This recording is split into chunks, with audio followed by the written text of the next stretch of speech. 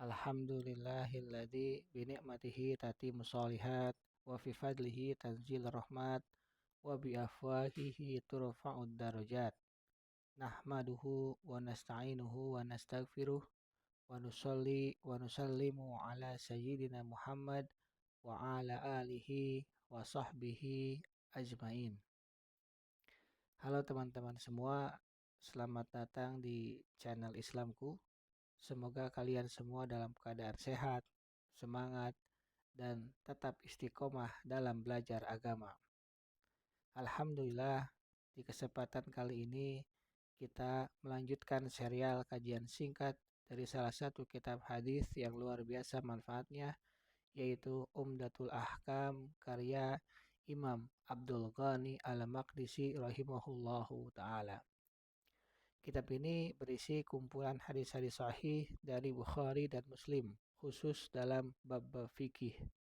Kita belajar langsung dari sabda Nabi Muhammad Shallallahu Alaihi Wasallam supaya kita bisa memahami syariat dari sumbernya yang murni dan terpercaya. Semoga kajian ini membawa manfaat, menambah ilmu, dan menjadi jalan kita semua untuk lebih dekat dengan Allah Subhanahu wa Ta'ala. Amin.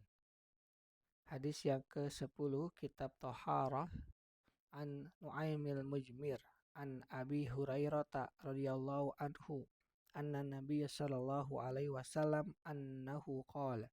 Dari Nu'aim al-Mujmir dari Abu Hurairah radhiyallahu anhu dari Rasulullah sallallahu alaihi wasallam bahwa beliau bersabda, inna ummati yud'auna yaumal qiyamati gurran muajjalina min atharil wudu'.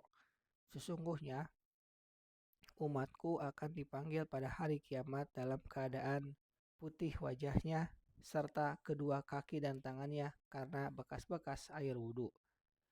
Famastata'a minkum ayyutila gurratahu falyaf'al.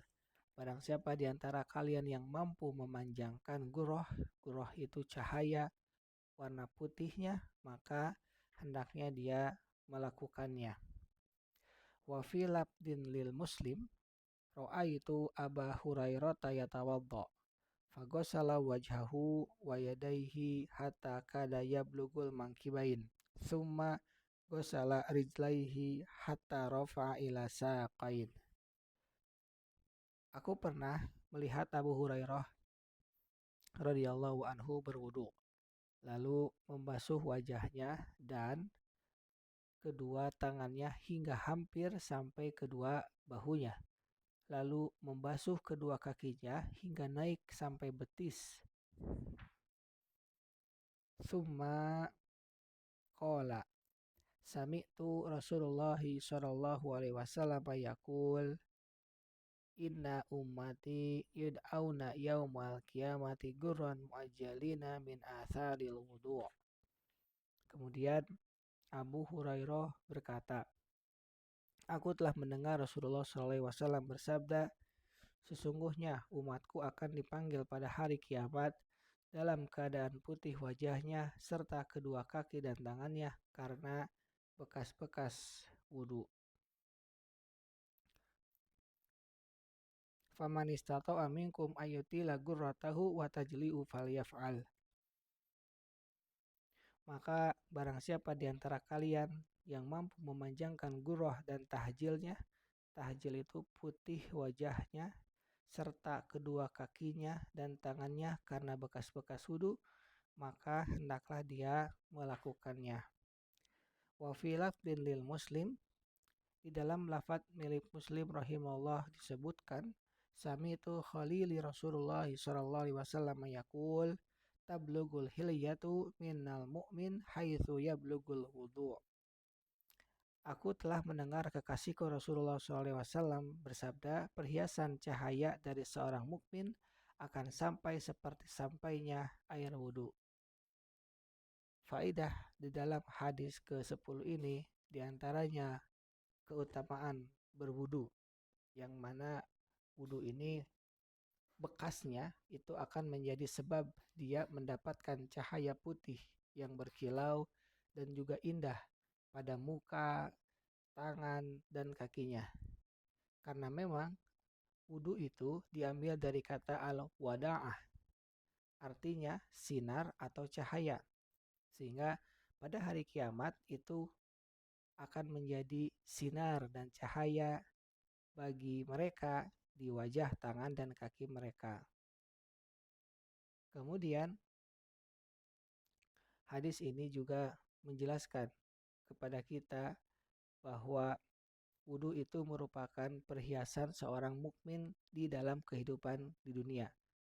Dan wudu itu juga akan menjadi perhiasan juga nanti pada hari kiamat.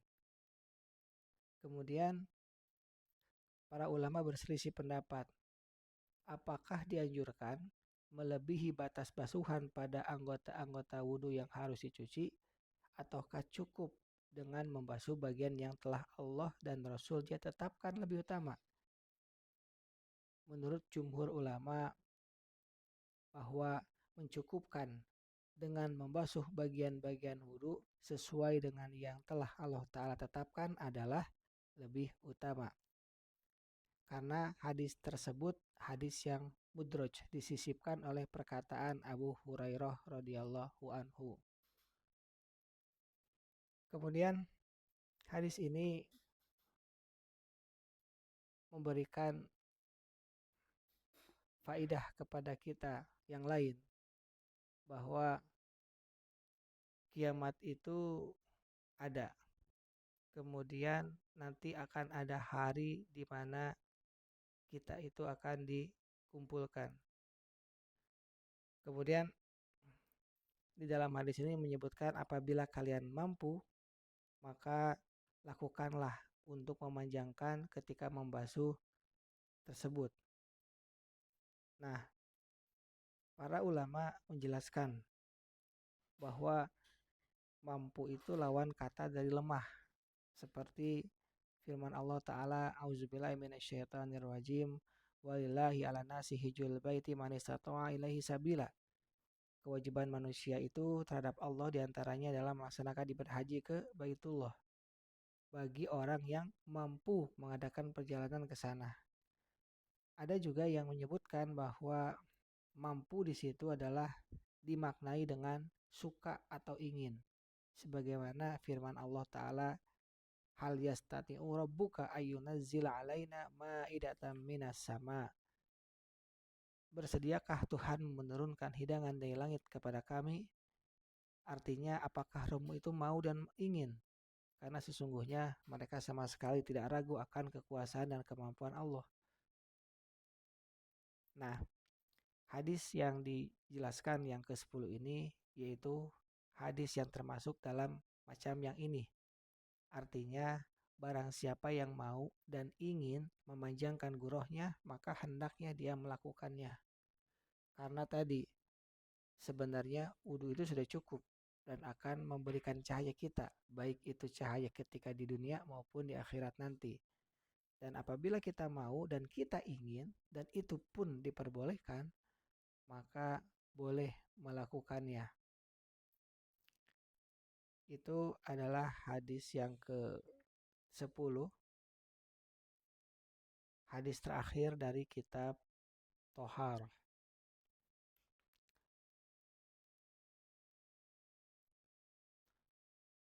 Berikutnya